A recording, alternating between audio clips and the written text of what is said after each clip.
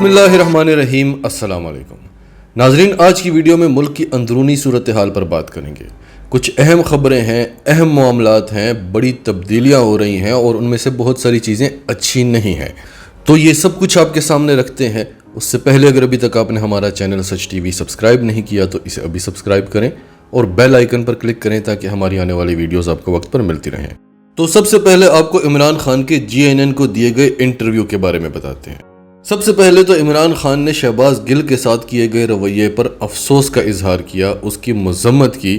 عمران خان نے کہا کہ شہباز گل کے کپڑے اتار لیے گئے تھے، اس کو برہنہ کر کر اس پر تشدد کیا گیا تاکہ اس سے وہ سب کچھ اگلوایا جا سکے جو یہ اگلوانا چاہتے تھے۔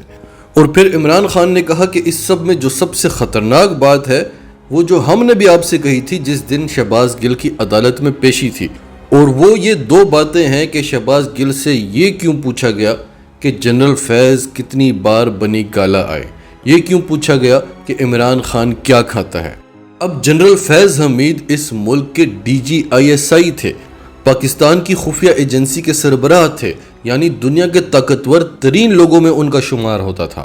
اس کے علاوہ وہ ملک کے نامور جرنیل ہیں، اس قوم کے ہیرو ہیں، وہ جتنی بار چاہیں وزیر اعظم سے ملنے جا سکتے ہیں یا ملک کی سب سے بڑی پارٹی کے لیڈر سے ملنے جا سکتے ہیں۔ امپورٹڈ حکومت اتنی بوکھلائی ہوئی کیوں تھی کہ شہباز گل کے ڈرائیور کو ڈھونڈتی رہی، اس کی بیوی اور بچی کو اٹھا کر لے آئے تاکہ وہ موبائل مل سکے، اس سے انفارمیشن مل سکے، اور پھر تشدد کر کے۔ شہباز گل کوئی چھوٹا لیڈر نہیں ہے، PTI جو پاکستان کی سب سے بڑی جماعت ہے اس کا چیف آف سٹاف ہے، اس پر تشدد کیا گیا تاکہ اگلوا سکیں کہ جنرل فیض حمید کتنی بار بنی گالا پہنچے۔ یعنی یہ امپورٹڈ حکومت اپنے بیانیے کو ثابت کرنا چاہتی ہے کہ عمران خان جو کچھ بھی کر رہا ہے وہ جنرل فیض حمید ان سے کروا رہا ہے۔ اس امپورٹڈ ٹولے نے ہمیشہ پاکستان میں فسادات ڈالنے کی کوشش کی ہے، اب یہ فوج کے اندر فساد ڈالنا چاہ رہے ہیں۔ یہ کتنے بڑے ملک دشمن ہیں، اس حوالے سے ہمارے پاس اور خبریں بھی ہیں۔ ان کا ماضی تو آپ بڑی اچھی طرح سے جانتے ہیں، لیکن یہ حال میں کیا کر رہے ہیں جو ہمیں خدشات تھے کہ یہ آ کر کریں گے، اس حوالے سے ہمارے پاس خبریں ہیں، آگے چل کر آپ کو بتاتے ہیں۔ پھر عمران خان نے کہا کہ میرے کھانے کے بارے میں کیوں پوچھا گیا۔ عمران خان پہلے بھی کہہ چکے ہیں کہ 4-5 اموات ایسی ہو چکی ہیں جن پر تشویش ہے، جو ان کا مخالف ہوتا ہے اس کو ہارٹ اٹیک آتا ہے اور وہ مر جاتا ہے، اس کو کھانے میں کچھ ایسا ملا کر دیا جاتا ہے جس کے بعد اسے ہارٹ اٹیک آتا ہے۔ اور دو سب سے بڑے کردار جو مبینہ طور پر اس تشدد کا نشانہ بنے ہیں، ایک تو FIA کا ڈائریکٹر جس کے پاس شہباز شریف کا کیس تھا منی لانڈرنگ کا، اور دوسرا مقصود چپڑاسی جو منی لانڈرنگ کیس کا سب سے اہم ترین رول تھا۔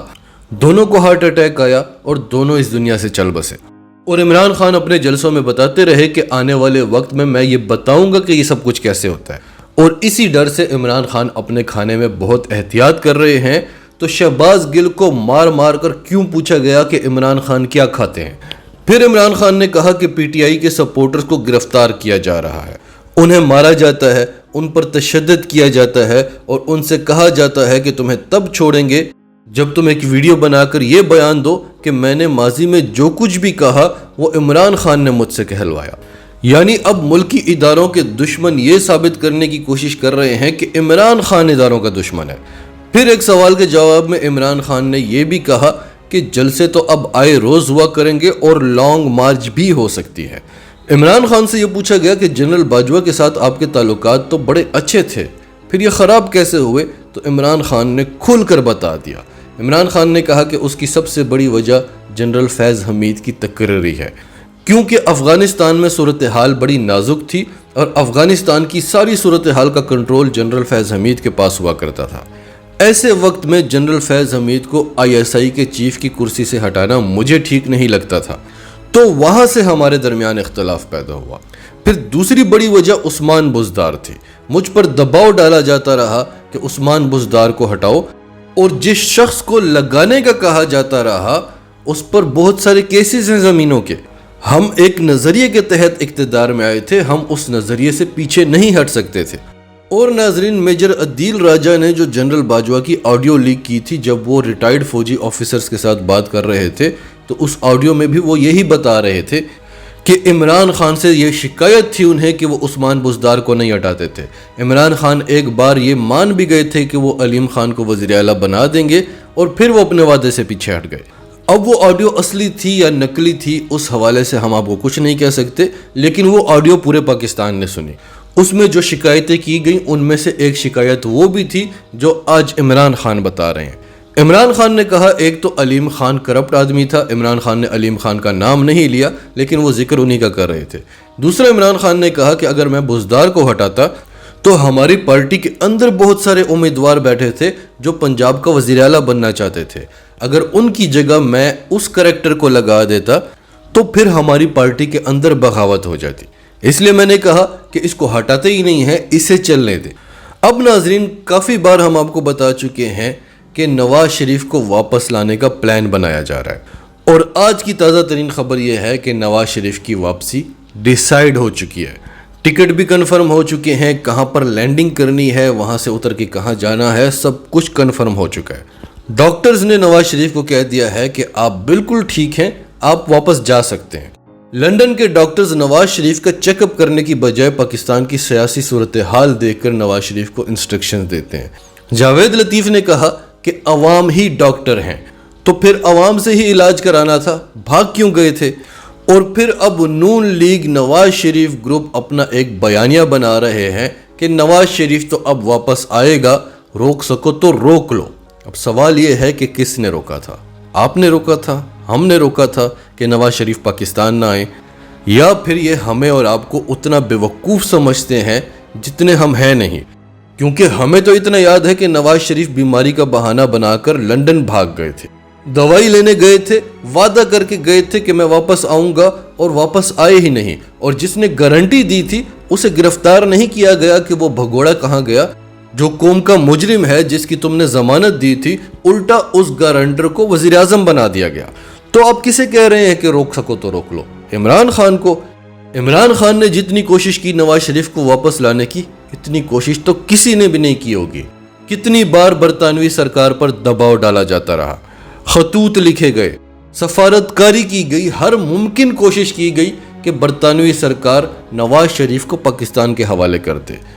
تو نواز شریف ہی نہیں آ رہے تھے، یہاں پر تو سب بیٹھے ہوئے تھے کہ نواز شریف کب آئے گا، آپ کسے کہہ رہے ہیں کہ روک سکو تو روک لو؟ پھر ناظرین، پوری دنیا میں پیٹرول سستا ہو رہا ہے، انہوں نے کل ہم سے وعدے کیے کہ ہم عوام کو پیٹرول میں ریلیف دیں گے کیونکہ پیٹرول سستا ہو رہا ہے، اور ساتھ ہی انہوں نے پیٹرول کی قیمتیں بڑھا دی۔ ہم آپ سے بار بار کہتے ہیں کہ جب بھی یہ وعدہ کریں آپ اس کا اپوزٹ سمجھیں۔ تو آج مریم نواز کیا کہہ رہی ہیں کہ نواز شریف اس فیصلے کے بہت خلاف ہیں، وہ تو میٹنگ سے اٹھ کر چلے گئے کہ آپ نے پیٹرول کی قیمتیں کیوں بڑھائیں۔ یعنی مریم نواز جو کافی دیر سے یہ بیانیہ بنانے کی کوشش کر رہی ہیں کہ اگر نواز شریف آتا تو صورتحال تبدیل ہوتی۔ اس طرح کی ٹویٹس وہ ڈالر کے ریٹ پر بھی کر چکی ہیں کہ نواز شریف کے دور میں ڈالر کا یہ ریٹ تھا اور اب میرے چچا کی حکومت ہے تو دیکھو ڈالر آسمان کی بلندیوں پر پہنچ گیا۔ تو مریم نواز کو تو چھوڑ ہی دیں۔ شاہ محمود قریشی کی بات کرتے ہیں، انہوں نے ایک بہت اہم بیان دیا ہے۔ انہوں نے کہا کہ نواز شریف ڈیل کر گیا تھا اور ڈیل ہی کر کے واپس آ رہا ہے۔ نواز شریف کبھی بھی کوئی بھی کام گارنٹی لینے کے بغیر نہیں کرتا، اسے گارنٹی ملی ہے۔ اور پھر ظفر ہلالی صاحب، پاکستان کے سابق سفارتکار، وہ دعویٰ کرتے ہیں کہ امریکہ اور بھارت نے پاکستان کو اور پاکستان کے اداروں کو صاف پیغام بھجوایا ہے کہ اگر آپ نے ہمارے ساتھ تعلقات ٹھیک رکھنے ہیں تو نواز شریف کو وزیر اعظم بنائیں، عمران خان کسی بھی صورت ہمیں قابل قبول نہیں ہے۔ یعنی عوام روتی رہے، چیختی رہے، گڑ گڑاتی رہے، ہوگا وہ جو امریکہ اور بھارت چاہیں گے۔ یہاں پہ اقتدار اس کا ہوگا جسے امریکہ اور بھارت پسند کریں گے، جو ان کے مفادات کے لیے کام کرے گا، وہ نہیں اقتدار میں آئے گا جو عوام کے مفادات کی بات کرے گا۔ ظاہر ہے اسے تو امریکہ اور بھارت پسند نہیں کریں گے۔ اور آخر میں آپ کو بتائیں کہ بھارت سے ایک بار پھر ایک طیارہ آیا ہے، اس میں کوئی خرابی نہیں تھی، راجیو گاندھی ایئرپورٹ سے وہ اڑا، کراچی میں اس نے آ کر لینڈنگ کی اور یہاں سے 12 مسافروں کو بٹھایا اور دبئی لے گیا۔ اب یہ سب کچھ کیا چل رہا ہے ناظرین؟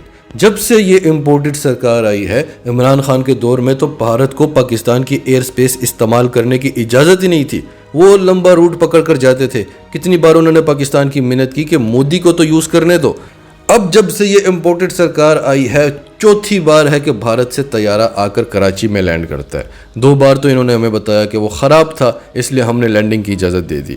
अब ये तैयारा क्यों पाकिस्तान आया, ये 12 लोग कौन थे जिन्हें उसने उठाया और दुबई लेकर चला गया और क्या करने लेकर गया।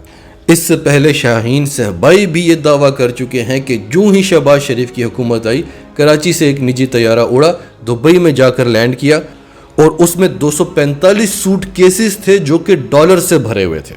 अब जब डॉलर का रेट 170 से 180 रुपए था, कौन सारा डॉलर मुल्क से निकाल कर ले गया और फिर जब वो 240 को पहुंचा क्योंकि मुल्क में डॉलर ही नहीं थे तो फिर वापस आकर भेज दिया। क्या पाकिस्तान के किसी मईशतदान के पास इस बात का जवाब है कि डॉलर का रेट क्यों गिर रहा है?